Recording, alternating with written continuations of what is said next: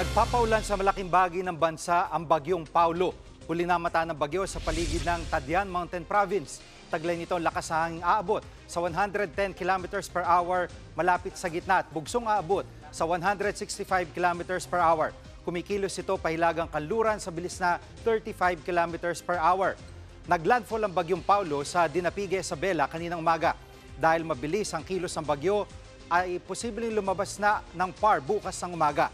Naglabas ng storm surge warning ang Pag-asa. Posibleng magkaroon ng 2 hanggang 3 metrong taas ng alon sa mga baybayin ng Aurora, Cagayan, Ilocos Norte, Ilocos Sur at Isabela. 1 hanggang 2 metrong taas ng alon naman sa ilan pang lugar sa Aurora, Ilocos Sur, La Union, Pangasinan at Zambales. Mga kapatid, Jig Manikad po, pagdating sa mahalagang balita sa loob at labas ng bansa, dapat una sa lahat, mag-follow at mag-subscribe na sa social media pages ng News 5.